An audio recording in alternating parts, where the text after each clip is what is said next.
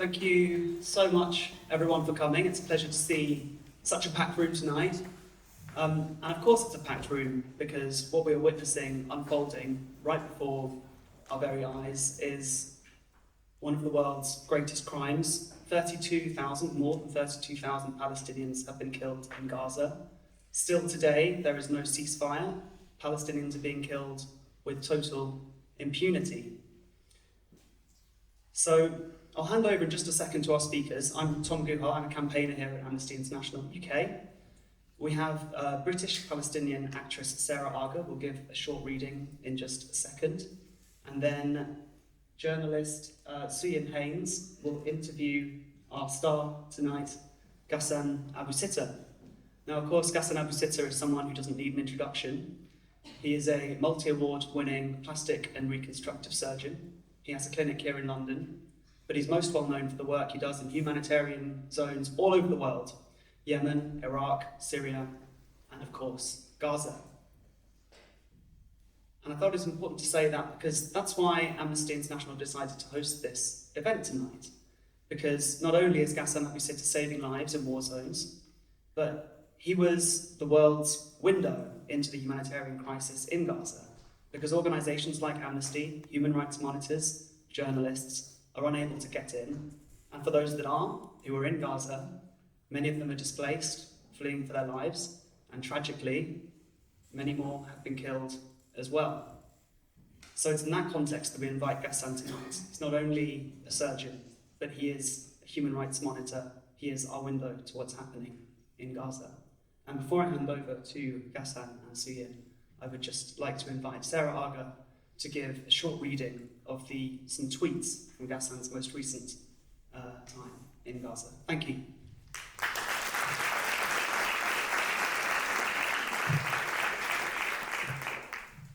WCNSF. The following words are taken from tweets by Dr Ghassan Abu Sittah during his time volunteering in Gaza, edited by Rosalind Warren. Thousands of families have sought refuge here in Shifa Hospital to escape from the bombing. The grounds are full of families with children sleeping on mattresses or makeshift rugs. People seeking refuge in the corridors, in the wards, hundreds of patients with wounds needing surgery, but unable to get into the operating room. When I drove from North Gaza to Shifa last night, the stench of decaying bodies every time you drove by a destroyed building was overwhelming. There's been no time to dig up the bodies. Every few minutes, the buildings shake as the Israelis target more buildings around the hospitals. My colleagues are trying to keep their families safe while coming to work. Muhammad, our senior nurse, has just found out while she was at work that her husband and 2 sons had been killed. Their home was bombed. We've run out of burn dressings. We have more than 70 wounded, with burns covering more than 40% of their body surface. 80% of victims are children. Vinegar from the corner shop is being used to treat bacterial wound infections. It's come to that.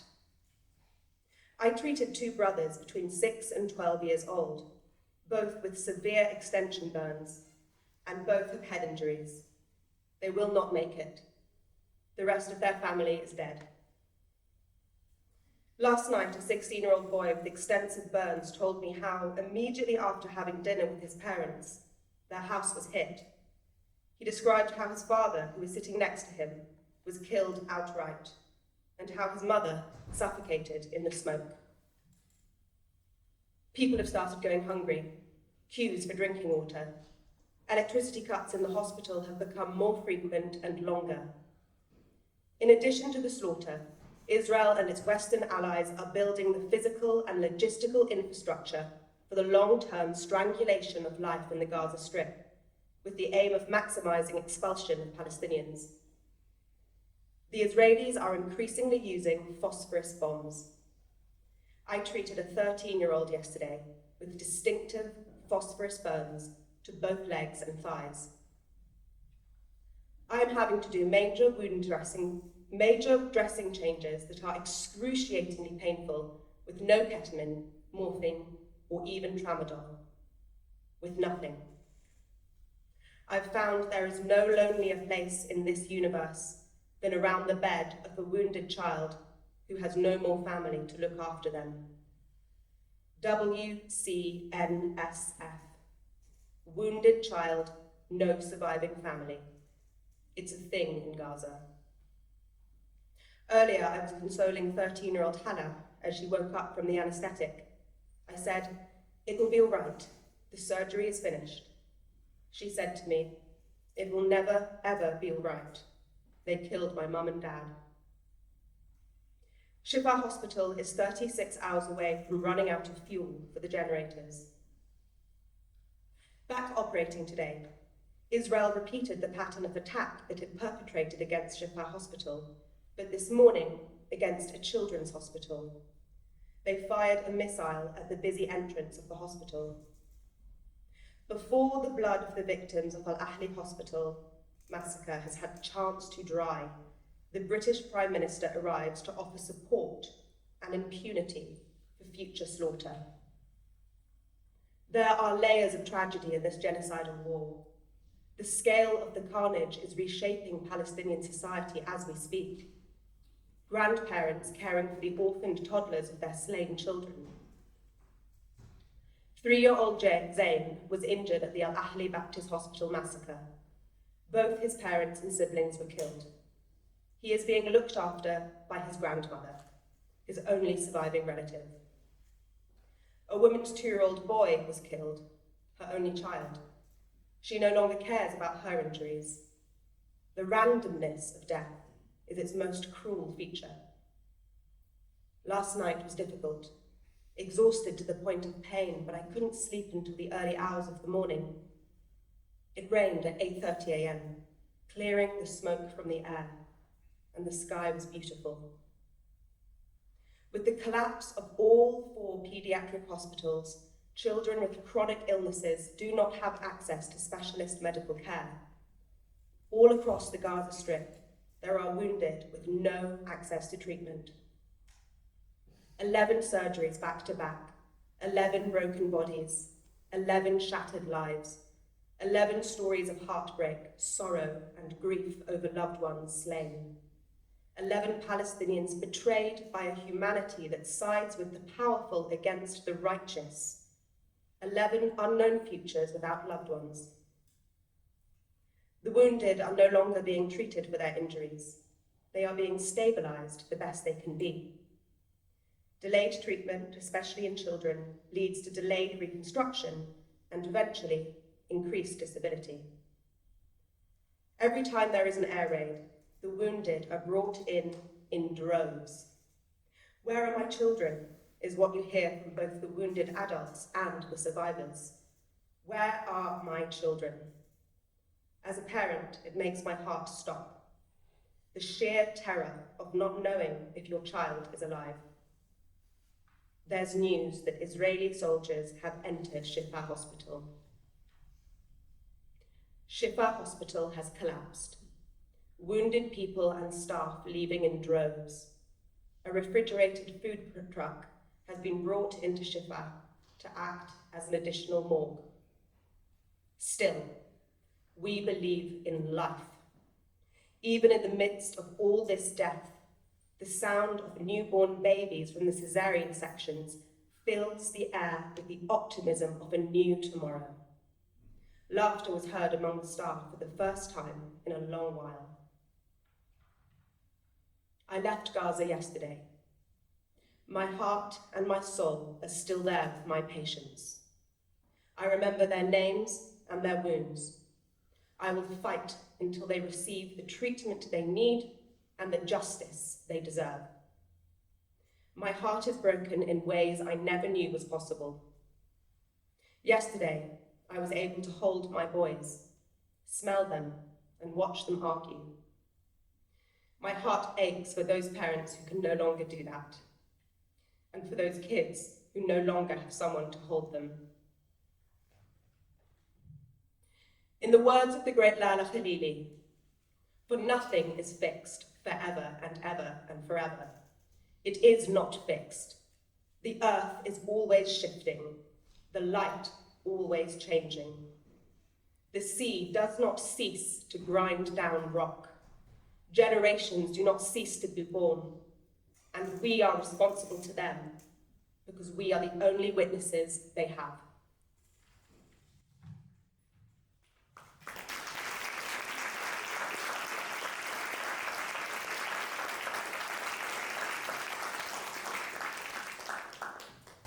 Thank you so much, Sarah, for the powerful reading. Can everyone hear me okay? Yeah. Ghassan, how are you? Thank you. I'm okay. Thank you very much. Thank you so much for being here this evening and for sharing those words and sharing the kind of experience of what you saw so that it's documented so the world can understand. I guess we'd like to start with a bit of context, and I wonder if perhaps you can share a bit about what life was like in Gaza before October 7th, you know, how daily life was like there for people who might have never been there before. First of all, thank you very much for the invitation, and thank you everyone for coming. So, in the years leading up to this war, since the previous war, since the 2021 war, I had been involved in doing some training programs in Gaza, and I was visiting every few months. And the siege had been going on for 16 years. And you could see it. You could see it in the chronic malnutrition in the children. When you're looking at a child and you want to operate on them, you need to be able to assess their age. And even after 30 years of doing medicine, you got the age wrong because these children were chronically stuntedly, that had stunted growth because of this chronic malnutrition that destroyed the economy, that had 70% of the population unemployed. And the health system was literally on its knees. I worked with MSF, and it took us 18 months to bring in one X-ray machine into the operating rooms of the unit that we had set up. And this is a basic, wasn't a CT scan, wasn't anything complex like an MRI. It was just an X-ray machine that you can bring into the operating room. And so, and there was also a sense as a result of what was happening in the West Bank, the attacks in the West Bank on Palestinians, the settler rampage in the West Bank, that the world had decided that this siege would last forever, and that people were completely despondent at the idea that 16 years had passed of the siege on Gaza and another 16 years would happen and nothing would be done. And so it looked very bleak. I mean, I was there in July and it looked extremely bleak, and people were hopeless.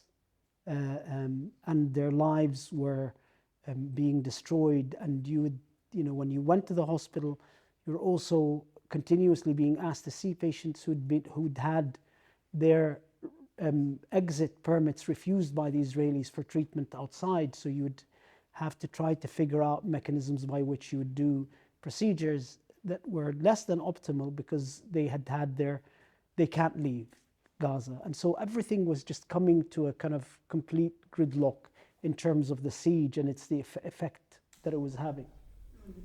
And I think it's important to link these to that broader context of apartheid that Palestinians are living under. I wonder if you can speak a bit more about how that system has impacted your work. So I had, in October the year before, when things were getting worse in the West Bank and attacks and shootings were worse in the West Bank, I'd been asked by the WHO to go to the West Bank and look at the trauma pathway with the increase in the number of Palestinians being shot by the Israeli army and the increase of attacks on the ambulances and the disruption of the health system. And you could see how, when you go to the West Bank, Palestinian islands, these kind of Bantustans, were being completely isolated from each other. And so traveling from Nablus to Jenin or from Jenin to Ramallah past these settlements that had been built on the land confiscated in between these towns meant that they were literally turning into Bantustans that were completely surrounded, and Palestinians could not travel between these places as a result of these apartheid roads. The majority of roads would be empty because Palestinians cannot use them.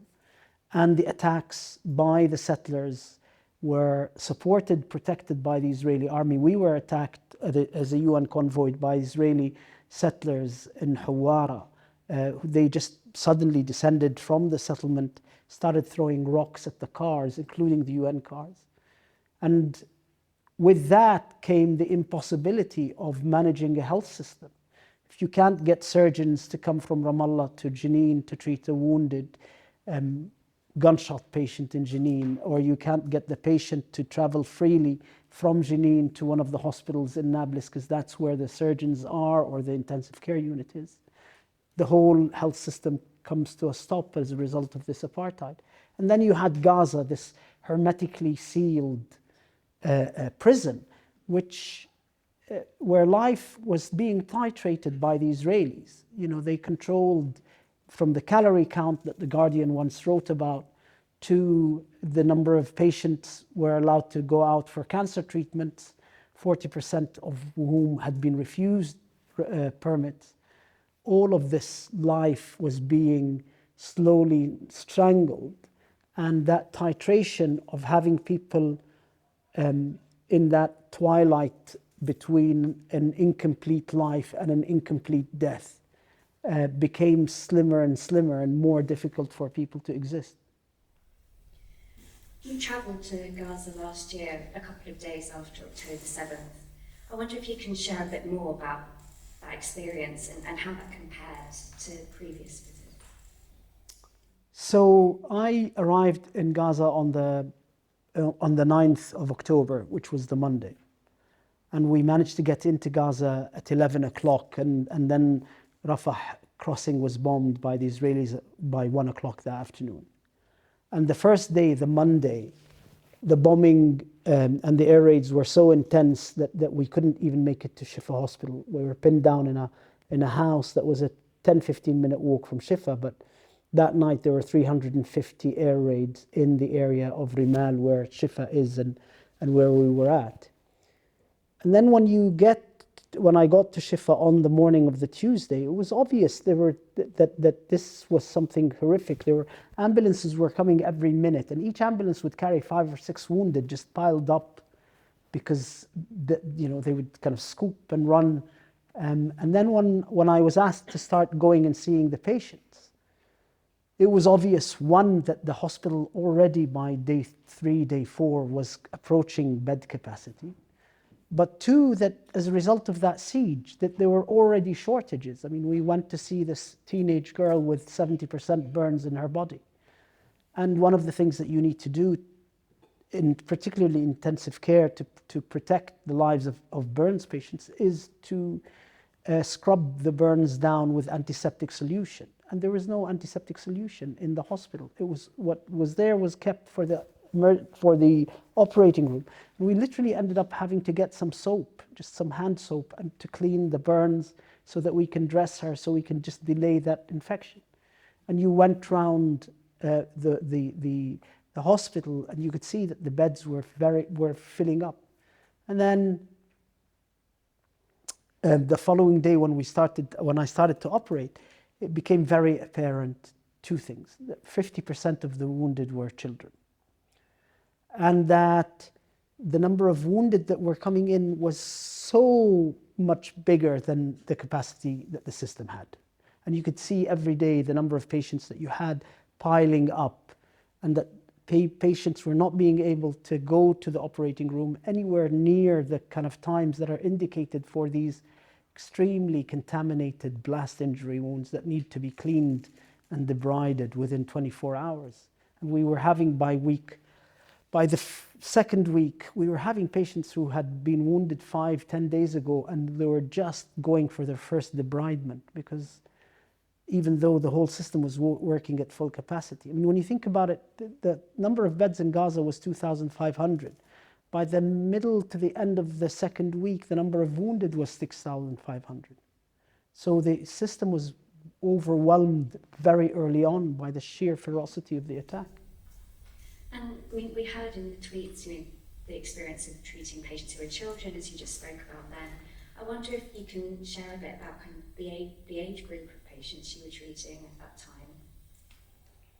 It was literally everything from, I had an 8-month-old who had massive facial injuries, teenage kids with amputations, children with severe burns covering more than 40% of their body surface area, kids that were being taken out from the rubble of their homes with really horrendous crush injuries from the rubble as it fell on top of them. And then as the war progressed and we started seeing more patterns of different injuries, we started seeing kids with phosphorus burns, we started seeing kids with these new fragmentation missiles that the drones would fire that disintegrate into discs, metal discs, and kind of explode laterally. We started seeing, and yesterday a friend of mine from Gaza said that they had become so frequent that it became a verb. When you get quadcoptered, getting quadcopters are drones that are this big and have sniper guns in them and would be stationed outside hospital. They'd be sent outside hospital. Once in Al-Ahli, we got 20 patients who'd been shot by these quadcopters. And now they're so widespread in their use that in Gaza it became a verb to be quadcoptered, i.e. to be shot by one of these drones. And so you start seeing these patterns of these new weapons that are being used. And in that context, how do you adapt? How do you cope with kind of the volume of patients and these sort of new patterns that you see, as you mentioned? The problem was that it was like sinking into quicksand. Every day was worse than the day before in terms of you had less to work with and you had more patients to operate on. My operating list would start around 8 o'clock in the morning and it would carry on till 1 o'clock the following morning. And I would do between 8 and 12 surgeries. But in that time, around 400, 500 patients would be wounded, would be brought into the hospital. And so you always felt that you're falling behind. And then as things became more difficult, you were making, kind of suboptimal decisions. We ran out of morphine by the second week, which meant that these patients who were getting, having severe injuries and then really painful procedures would have intravenous paracetamol and maybe a non-steroidal for pain after the surgery. At some point, even that started to run out. And the other issue is that as we descended into this spiral, particularly after Shifa fell and I was at Al-Ahli, and Al-Ahli, which had been already hit and only had 2 operating rooms, became the only hospital functioning in Gaza City. You do triage, but you do triage. So triage is one of those things that you have to do in mass casualty, whenever you have more patients than you have capacity. But when your capacity is 2 operating rooms and an orthopedic surgeon and a plastic surgeon, 1 half-functioning X-ray machine, and 30 beds, then the triage becomes almost like a kind of attempt at futility where you're trying to figure out of the 100 patients that came in the last air raid, who do you leave on the stretcher to die? Who do you bandage and put in the corner of the hospital?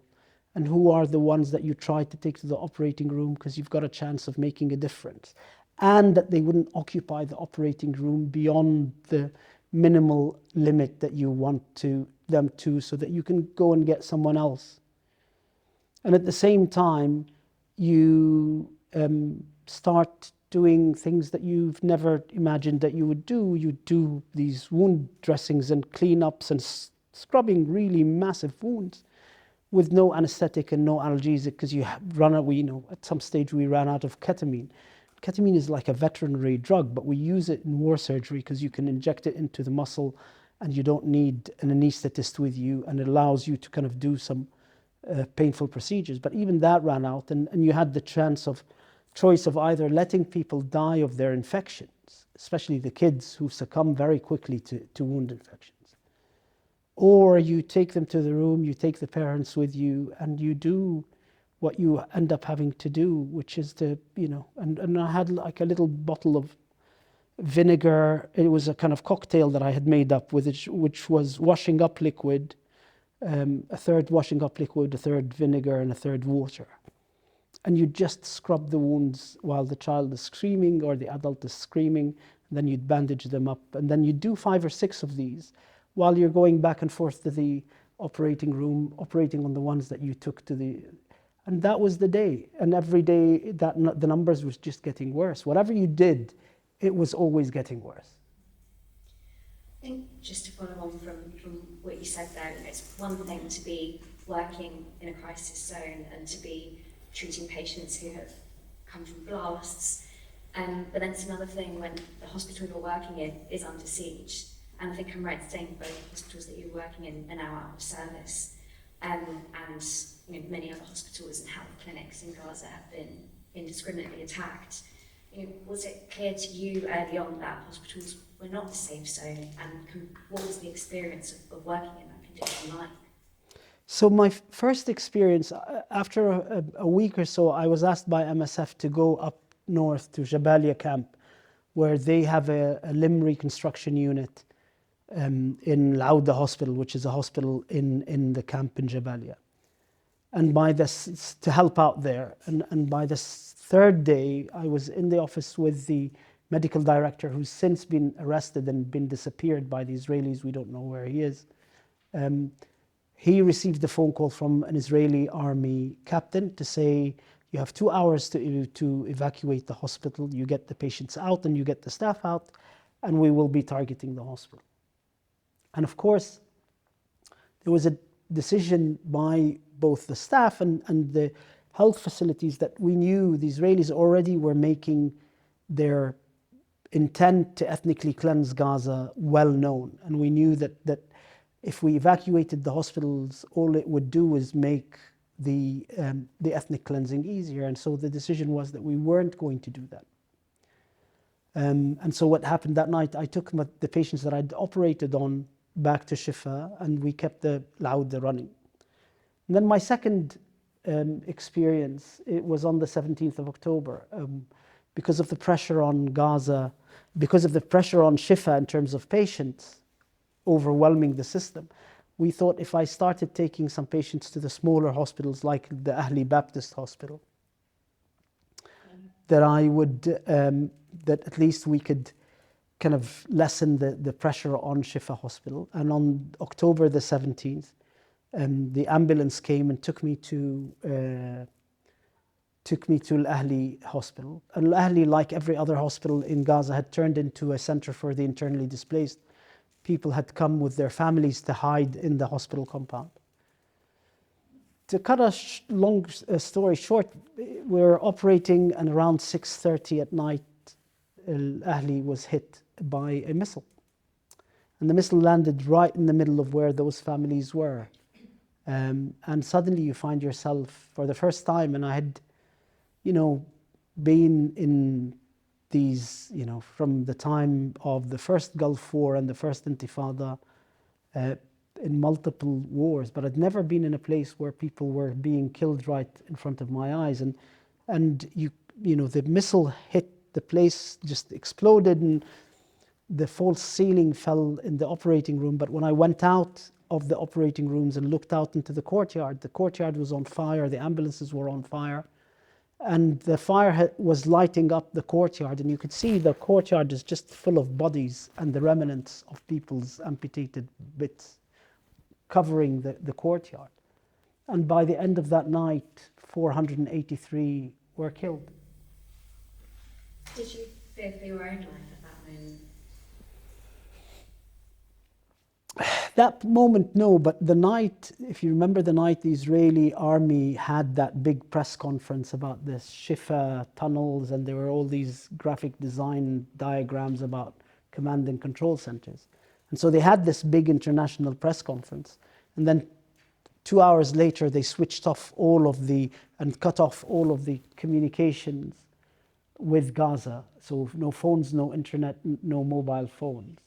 And then they started to bomb the buildings right across the street from us, all around the hospital, so like a fire belt around the hospital. And then the artillery that was positioned on the eastern border of Gaza would fire shells over the hospital, targeting Beach refugee camp, which is on the other side. And the buildings were just shaking so much and jumping so much.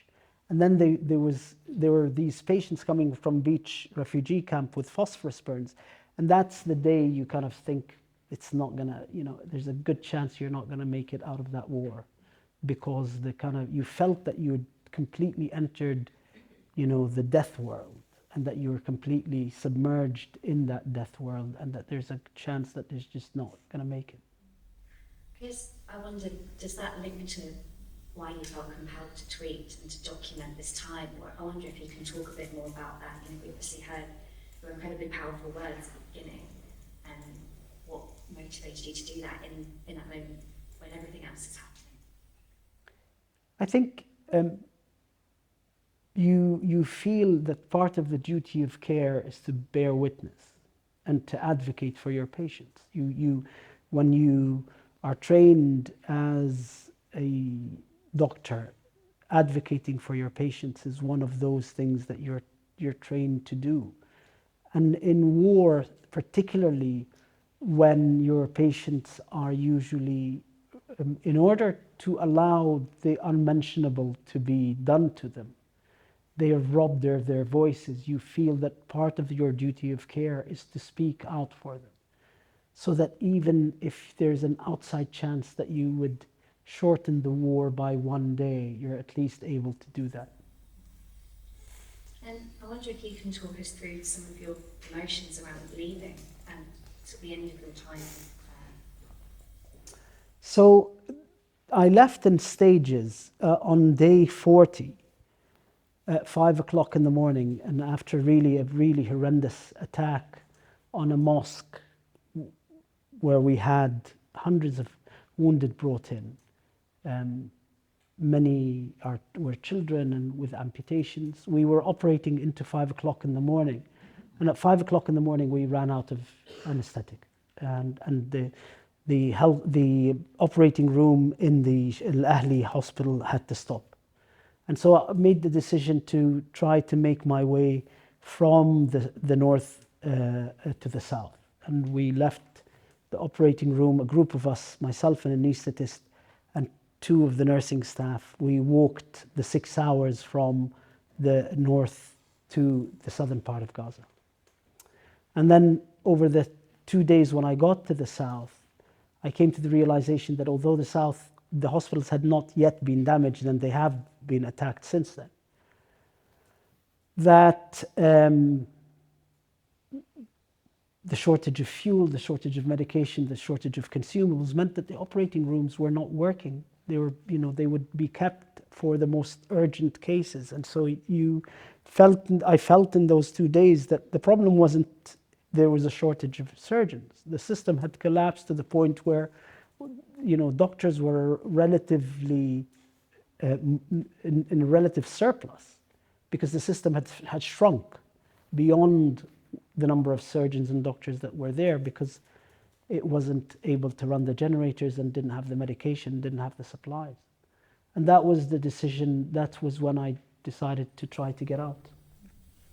And you mentioned earlier about being in touch with medic friends who are still there.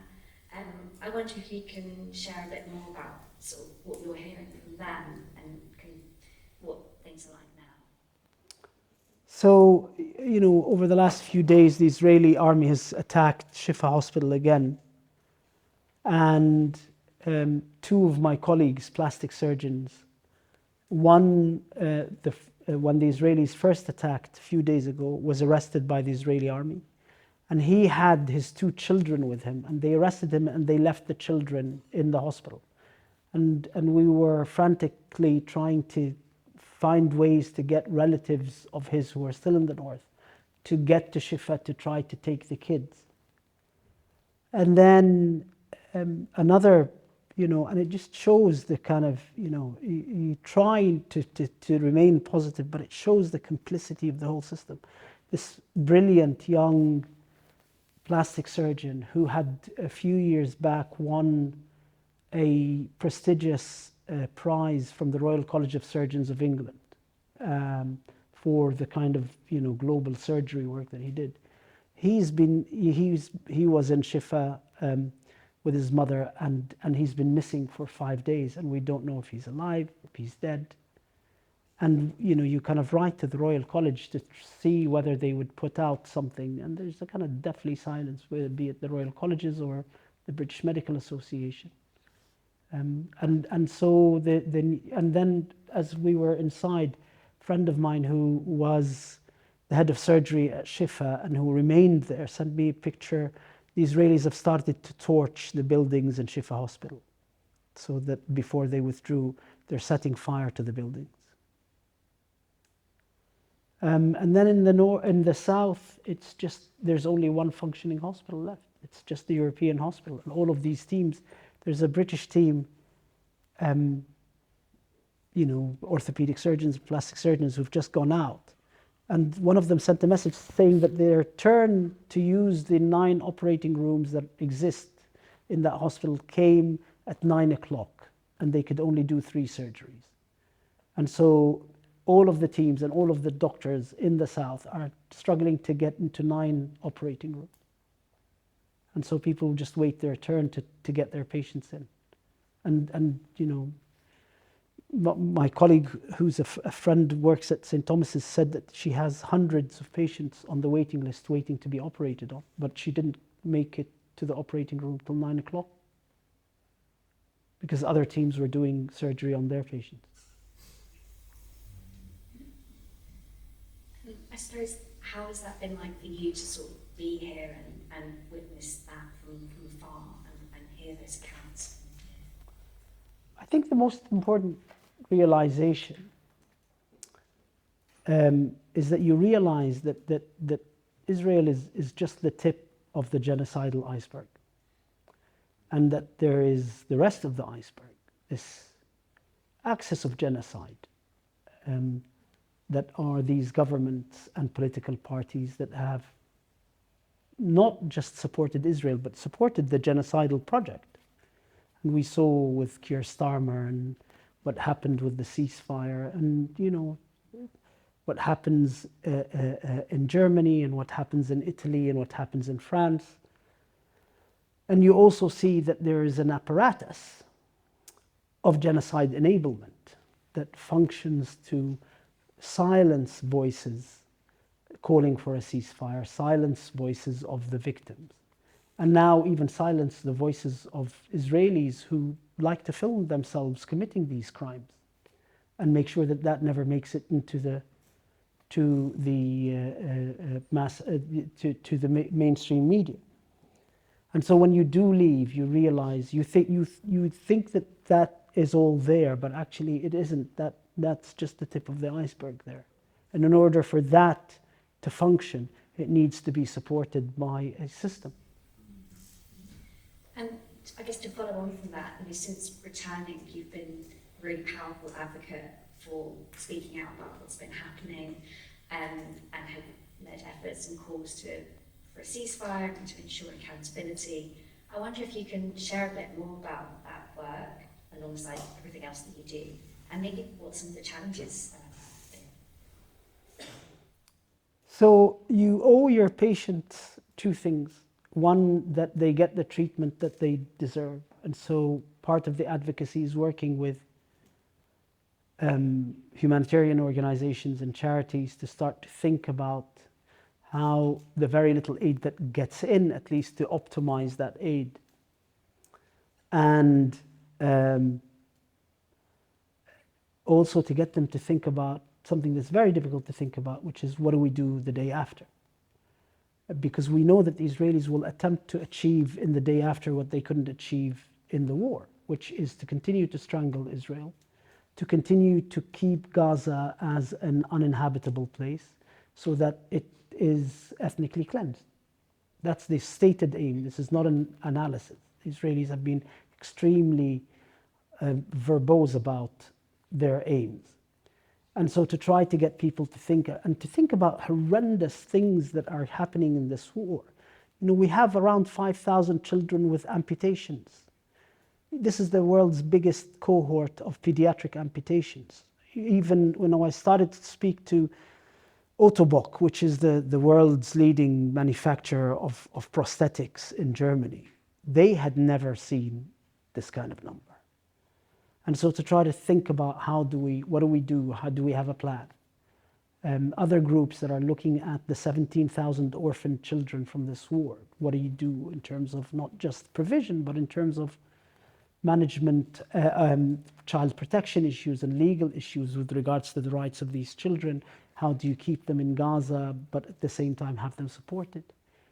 And then there's so that is the care, and then there's the issue about justice. Both with regards to the Palestinians as a Palestinian, but also with regards to someone who's seen and worked in multiple wars. With regards to the Palestinians, that we can't come out of this war with no justice. I mean, that is just inconceivable.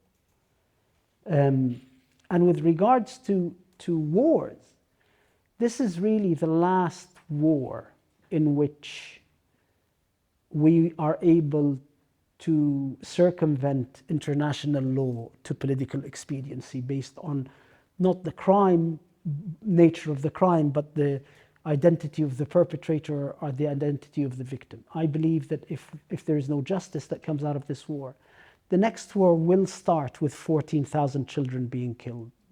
Military academies will be teaching the story of targeting of Al-Ahli Hospital and Shifa Hospital, will be teaching the importance of neutralizing the health system as a critical component of any military campaign. And so unless this becomes the last point in which we salvage a rules-based world, or salvage, even regardless of the kind of hypocrisy that surrounded it, any post-Second World War consensus that the world had reached with regards to the conduct of wars, then what will come after this war will start where this war has ended. As we saw, you know, when the world failed to act on the militarization of hospitals in previous wars in the region, then it became a critical component of the military campaign. You always start where the last guy finished. And so these are the things that we're trying to kind of, you know, you owe it to your colleagues who are still there, you owe it to your patients who are still there, you owe it to the victims who you've known and seen and who have passed away, to ensure that they get their word. I want to return back to justice in a moment, but just to pick up on the care point, you know, there's a whole generation of children now without parents, and like you said, mass amputees. I wonder if, you know, from your experience, what's going to be the impact of this on generations to come in Palestine? So the medical literature tells us that a child with a war-related amputation needs between 8 and 12 surgeries by the time they become an adult. And because they're a growing child, they need the prosthetic changed every 6 months. So if you can do the math and you can figure out the numbers are horrendous. These are just the amputations. There is, you know, these quadcopters have leaving, and just looking at the medical reports being sent of patients they're trying to get out of Gaza for treatment. These quadcopters have left a long legacy of both kids and adults with spinal injuries and with traumatic brain injuries. And so the 70,000 wounded 80% still need surgical intervention, the majority of whom will need multiple surgical intervention. And this is in a place where the health system has been dismantled and demolished and destroyed. You know, the Israelis have not just bombed the hospitals or just dynamited the hospitals. The Israelis have killed 345 doctors and nurses. So,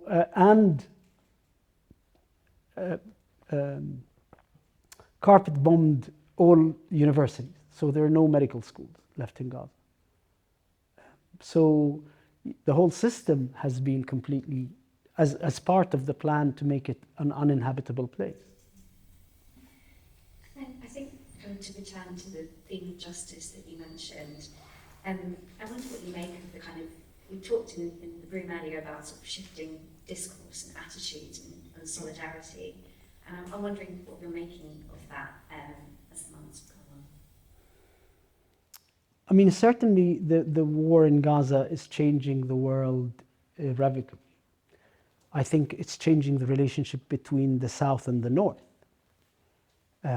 The fact that it was South Africa who took the lead in seeking justice for the Palestinians, and then the retort of the Namibian government to the flippant German comments about genocide and Germany's inability to consider the genocide in Namibia as part of its genocidal heritage. And then what happened in Colombia and Brazil and then Nicaragua shows that the South is now come to the point where it's no longer prepared to wait for Europe and North America to give it justice. In terms of there being a distinct generational difference, you can see that there are generations where people do not receive the news from the mass media, but actually seek it out themselves from social media, and that these are being mobilized. And then, you know, the results of the elections in Glasgow University yesterday, you know, the students, I ran as rector of Glasgow University. And in Scotland, the universities have an elected rector. And when I was a student at Glasgow, it was Winnie Mandela who was rector. And in the past, Jimmy Reid was rector, the trade unionist, and Walter Nthulu was rector. Yesterday, the turnout was 3 times the turnout of the previous elections. And we got 80% of the vote, while the other 3 candidates got 20% in total. And so you can see that there's a grassroots shift. But what it's also doing, this grassroots shift, it's highlighting the crisis in democracy, that these political parties and their leaderships are unwilling and unable to respond to what is obviously the political will of the people. And so they collude to block ceasefire motions in the House of Commons. They collude to, as we saw with the Americans, this process of the humanitarianization of the genocide. You know, as long as you're throwing aid by parachute or by boat, then the genocide is able to continue. So you can see all of these tricks of the trade aimed at prolonging the genocide. But at the same time, you can see a public opinion that it's in a completely different part of the debate. And that's highlighting the crisis of representation. Definitely, and congratulations on Thank your you. election, we should Thank say. you. And I guess kind of to pick up on that, you know, do you think the fact that we are seeing this documented on social media and there's such an immediacy to that is making a difference in shifting that discourse? Absolutely. I mean, and I think, you know, this is a space that already the powers that be are trying to close down with everything that's happening with TikTok in the United States. But the bizarre thing, and this is bizarre, and you kind of speak to anthropologists and you speak to psychologists. The bizarre thing is the obsession of the Israelis and their obsession with filming themselves committing these crimes on video and making videos of themselves. I mean, we heard about this guy with the dual French-Israeli citizenship who filmed himself torturing people, and then someone managed to track him and find his name, and now the French legal system is going to be pursuing him, or the British citizens who are posting on social media that they've just come back having fought in Gaza, and the fact that they rightfully should be pursued in the courts here. The whole Amalek speech by Netanyahu, or the human animals analogy by the head of the army, or the nuclear bomb, or the bumper stickers that they have on their cars now in Israel, finish them off.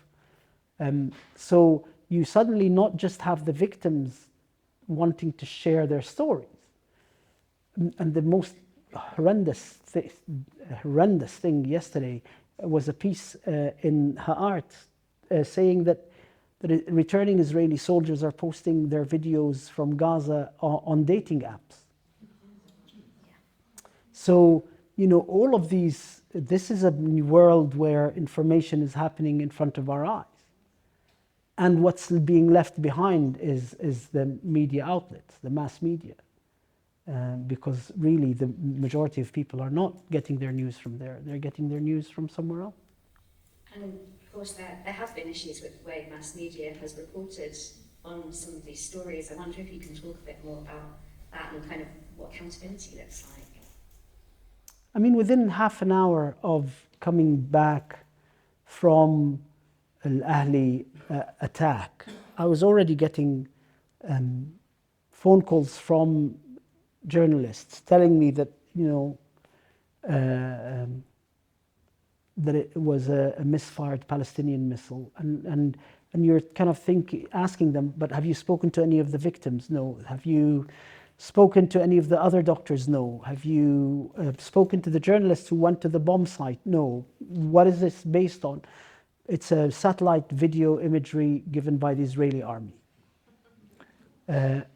So suddenly, and the interesting thing, the important thing about that is, as I still believe that the attack on Al Ahli Baptist Hospital was the Israelis testing the water. Because immediately after they got away with Al Ahli Hospital, within a few days they destroyed 3 children's hospitals. And then the war on Shifa Hospital began. And then the whole military campaign against the health system began. And so they tested it out, they saw that they could get away with it, and then they rolled it out. It's the same with the Flower massacre. They tested it out. The following day, you look at the headlines, Palestinians died in a stampede, or Palestinians were run over by the truck. And then that became a daily thing where they would bait the starving people to come out to this junction, wait for the trucks, and then they would shoot at them. And kind of passive voice there that you mentioned, the lack of accountability. Yeah. Palestinians, throughout this whole war, Palestinians have died. They weren't killed. There's bloodshed, but no one was murdered. When we've just talked about how you've just returned from Geneva, and when you've met with sort of politicians and leaders and kind of advocated for more attention to what's happening and actual action on what's happening, what have been the responses? You're not allowed to kind of get beyond a certain level of technical advisor. I've had one meeting with members of parliament who tried to get me meetings with some of the ministers, and that never kind of panned out. And so you realize that you do get deplatformed, so that you don't get close enough to tell somebody something that they know that you're going to tell them and they don't want to hear it. It's extremely frustrating. It's you see, it's maybe you kind of console yourself because, you know, those of us who spent this, who grew up in the end of, or the second half of the 20th century, being continuously asked, how did the 30s and 40s happen? Why did people stay quiet? What is the anatomy of collusion, either passive or active collusion, with an unfolding crime? And now you kind of live it. You live it, you see it. You see the little people, whose job it is to ensure your silence because they cannot stand up themselves. You see the banality of evil that Hannah Arendt talked about. You see all of this. We're watching the 20s and 30s unfold in front of our eyes. We're watching individuals, respectable middle-class people, and how they contribute actively and passively to allowing the unspeakable happen on their watch. And I suppose to close then, to follow on from that, you know, what happens next? What do you want to see from the UK government, but also, you know, the people in this room to prevent that history from repeating itself again? I think with regards to the UK government is part of the axis of the genocide. I mean, we can't fool ourselves somehow that there's a third party and that third party happens to be the UK government. The weapons that were used were manufactured in the United Kingdom. The United Kingdom has still to enforce an embargo on weapons sales to Israel. The United Kingdom still prevents the outright call for an unconditional ceasefire. You know, all of these things are not third-party things. They are part of one of the two parties. In terms of people need to stand up and say that not on my watch. Not, you know, I will not try to justify this to generations to come that this thing happened when I was able to do something, at least, to clear my conscience of the fact that this is a genocide that's taking place in the 21st century. And it is a genocide. I mean, it's literally a genocide.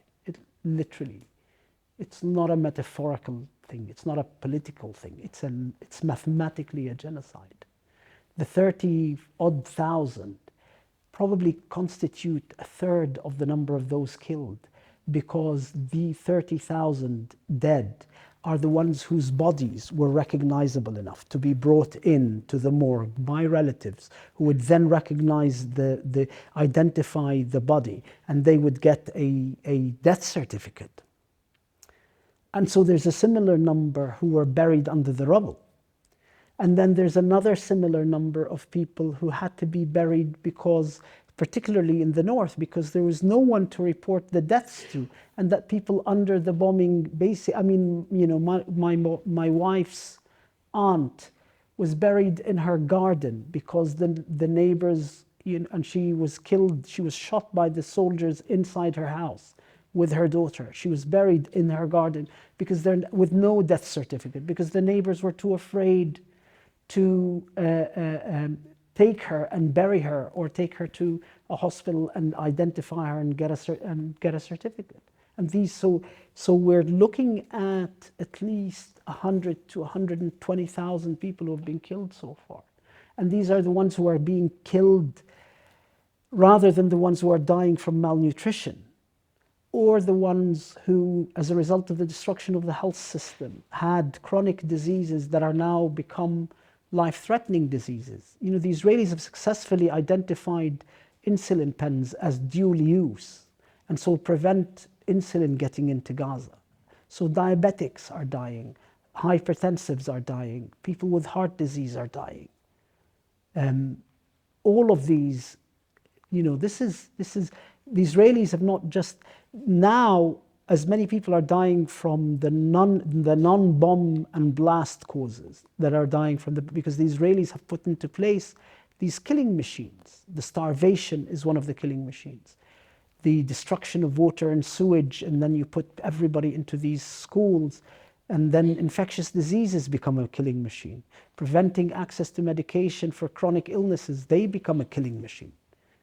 So, and this is that paper, that the paper that came out of Johns Hopkins and the London School of Tropical Medicine and Hygiene was trying to say, is that even if the bombing stops now, these killing machines are going to continue to take lives, because you've created, genocide is not an act, as Francesca Albanese said yesterday, genocide is not an act, it's a process. And Israel has created a process. And Ghassan, thank you so much for everything that you've done and for sharing so generously your perspective with us this evening. Thank you so much.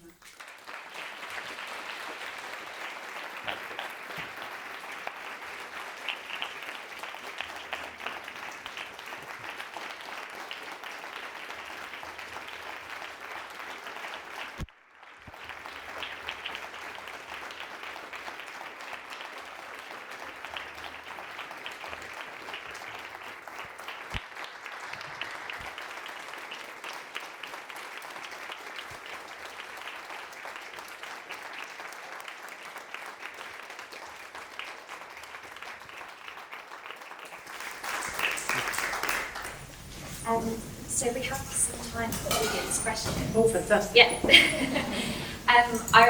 got some rolling mics around. I would just remind you, when if the rolling mic so happens to come to you, to please keep your question as a question, not a comment, and to please keep it succinct so we have time to hear from as many people as possible. I think maybe we can try and take like 2 at a time, perhaps. So does anybody, we have one judge here.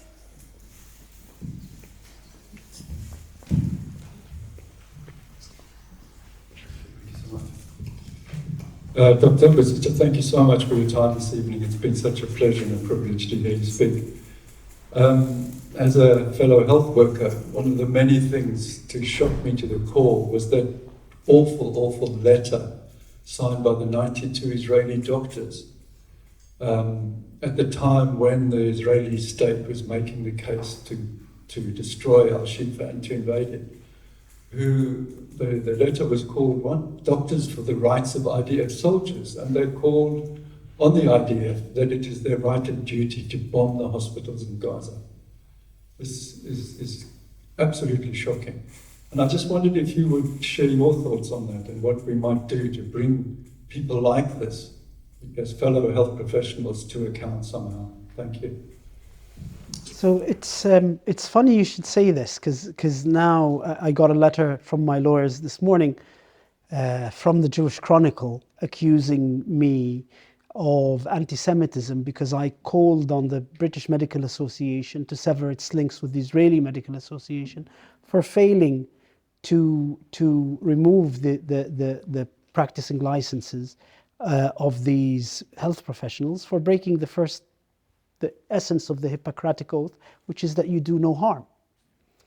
And so what we need to do is be pushing the BMA and be pushing the Royal Colleges to sever links with the Israeli medical establishment, because it's failed to even hold these people to task. And then we need to ensure that these individuals are identified so that they are not feted around the globe in respectable scientific and medical conferences as medical experts. These people called for their fellow health professionals to be killed and for patients to be killed. And so we need to kind of continue to be pushing institutions in this country to uphold the principles that they claim to be representing. And this is one of them.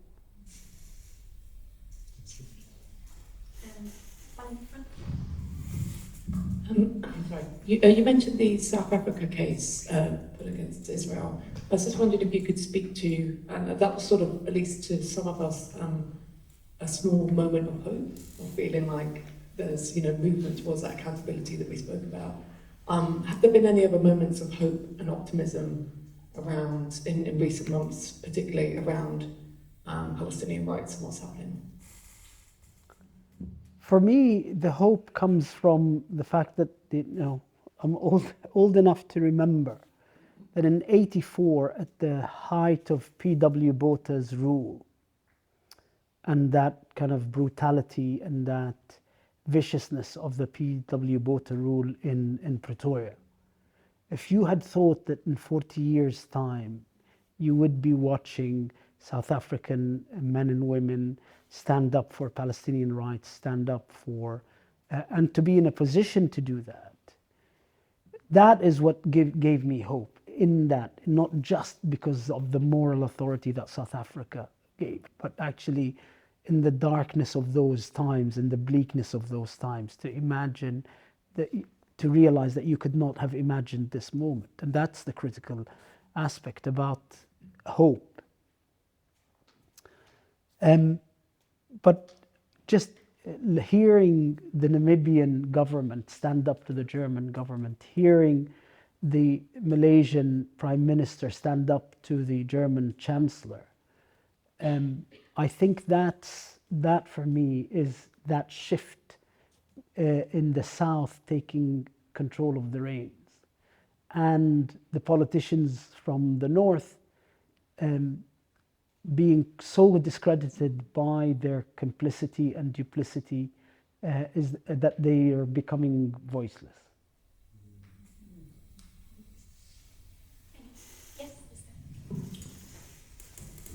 Dr. Sittah, thank you for sharing your experiences.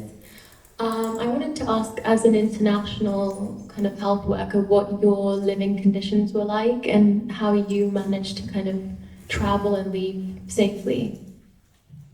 So the living conditions were a trolley in the recovery part of the operating room, and at the end of the day, around 1 o'clock, 2 o'clock in the morning, I would scrub it down and sleep on the trolley. And I would travel by ambulance, and even that was quite scary, because at one point before Shifa fell, I was traveling back and forth on a daily basis between Al Ahli and Shifa Hospital, and because there were so many attacks on the ambulances, you kind of felt that this is, every time you got to the ambulance, it's on the cards, because every day the ambulance and the paramedics would tell you that they've lost colleagues because their ambulances were targeted.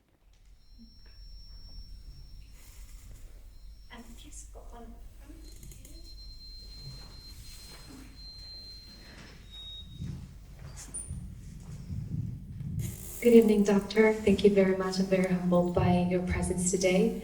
We've talked about physical health, and what's been really staggering about the genocide in Gaza was really seeing bodies, and not even complete bodies, and seeing practically parents holding in bags members and just parts of bodies and remains of bodies of their children, of their relatives. And so with that comes deep dehumanization, because not only are they're just bodies, but they're not even complete bodies. And I wanted to know beyond these bodies, because their histories, they're not even allowed to have that history and have that they were individuals before that. And so I wanted to know if you had to collaborate with mental health workers and how you coincide healing in treating the bodies and the minds of the people.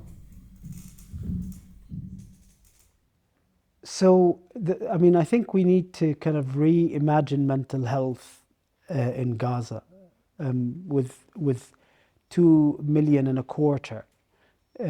having witnessed and seen and been subjected to the most horrendous thing. We need to re-envisage mental health support as a public health endeavor, in the same way you do it at community level, and then you do it at primary care level, and then you do it and you create a pyramid. During what you're talking about, and there's a kind of very, very accurate word that is difficult to translate into English, in Arabic, ashla. Ashla is a word that it combines body parts and fragments. And what you try to do in the midst of trying to fix the unfixable is you try to dignify people, so that their loved ones feel that you dignify people. And so whenever we do an amputation on a child, we would put the limb in a box, and we would label the box with the child's name and the limb, and we would get the family to bury it. And you try to, and as much as possible.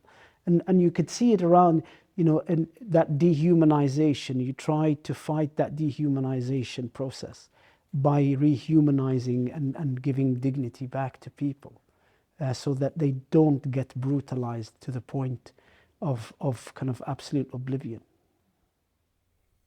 And we have time for probably one more.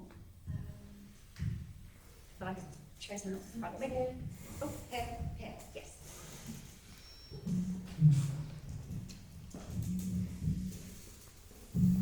Assalamu alaikum, Dr. Sittah.